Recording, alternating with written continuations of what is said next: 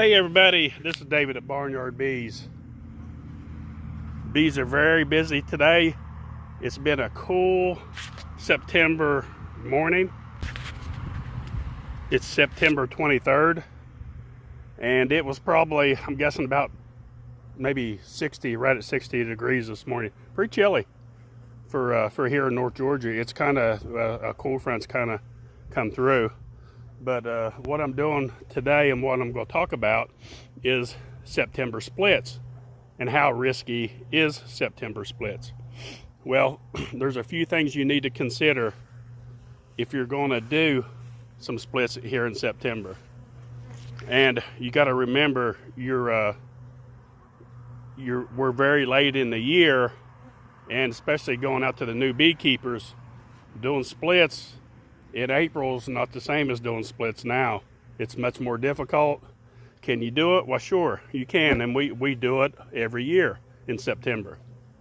Now, one thing to talk about is we're going to have queens until next week, and then we're gone. We're until at least until they're sold out.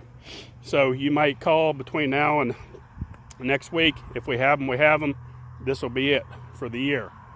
So that goes along good with what we're talking about today, is because if you're going to do splits, what you need to do, you absolutely need to use a mated queen.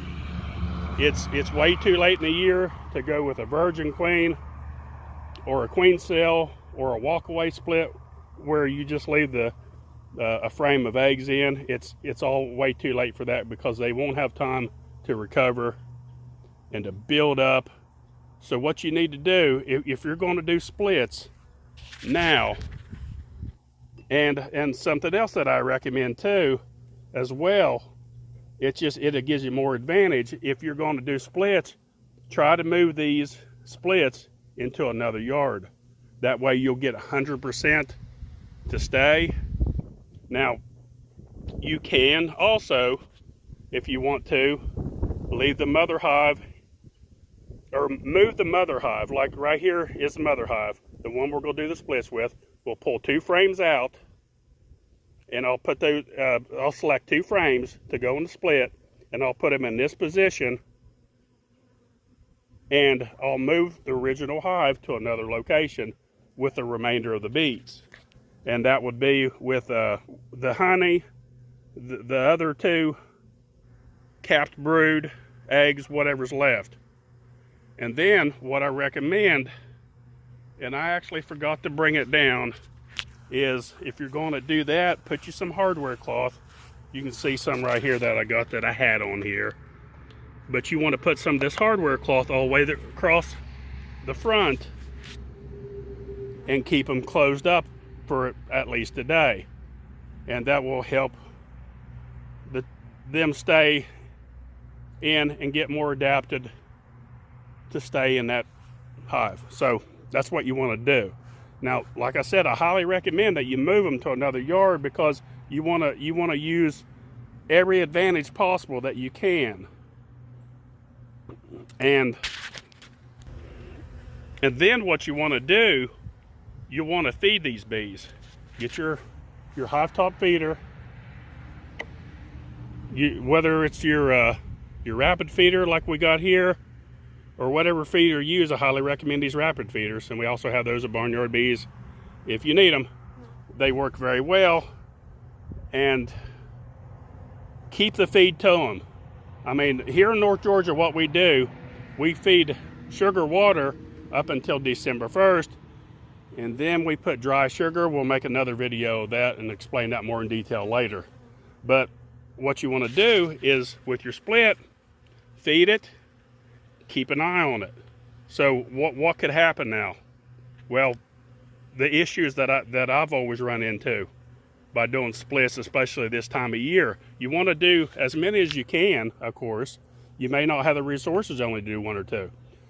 Keep a close eye on your hive, because some of these bees will take that sugar water, and the intention is to put you 2 frames in, and the rest of them would be just foundation.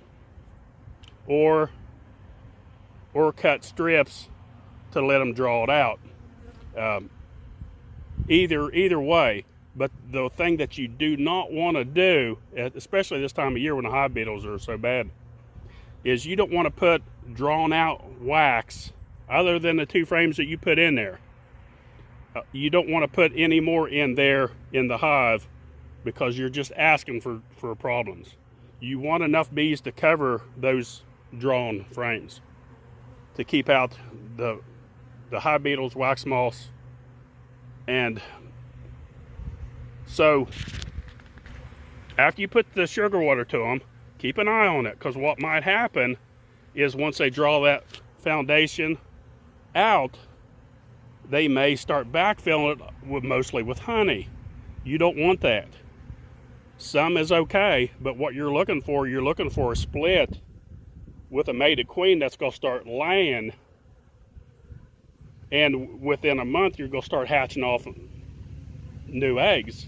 Now, like I said, a little bit of honey's okay, but sometimes you'll have a colony, they'll put the other 3 frames, once they draw them out, they'll fill them up with honey.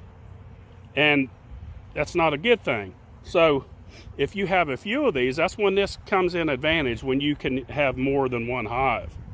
So you may go through another hive and it's got almost all drawed out eggs, larvae, and that's good, but then again, they'll starve out if they don't get enough in there. So what you can do, you can swap your resources. You can pull out some of your drawn out frames of capped brood, shake the bees off. I don't recommend shaking eggs and larvae. It's asked for too much trouble. You could gently brush them off maybe, but do not shake them, because you can drown those young larvae in the pool of royal jelly, so you don't want to do that.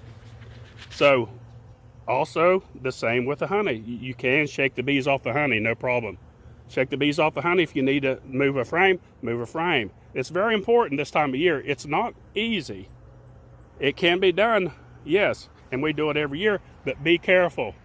Take all the steps necessary to make sure that you're building this up. And if you notice that you do this, these will build up very good. Your nuke will make it through the winter.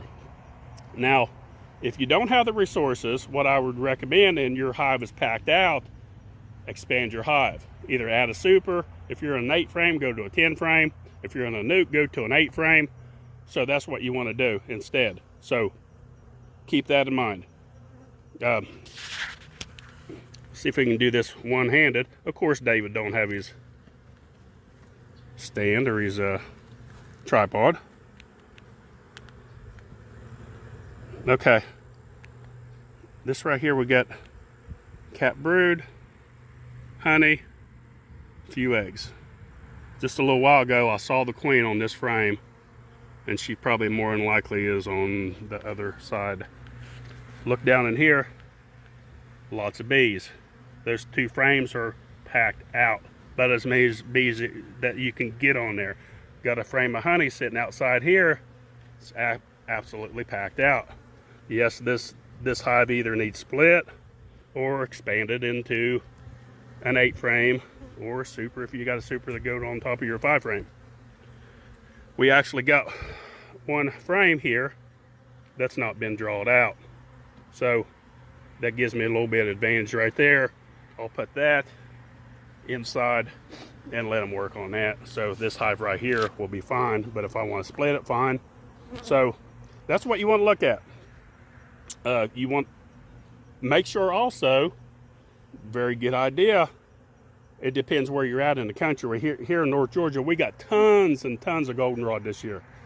They're bringing in pollen. I don't know if we can see it or not. There I stand in front of the hive.